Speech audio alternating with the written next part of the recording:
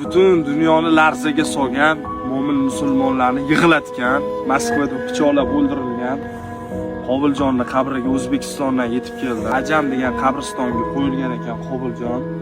Hurmatli do'stlar, bu narsa hammamizga dars bo'lsin.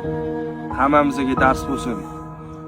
Sen o'zbeksan, sen o'rissan, sen qozog'san, sen qirg'izsan, sen tojiksan deb natsa ajratadigan insonlar. Mana sizlarga bu dars bo'lsin. Hurmatli do'stlar, duo qilinglar. Qobiljonlar yotgan joylari jannatda bo'lsin, oxiratlari obod bo'lsin.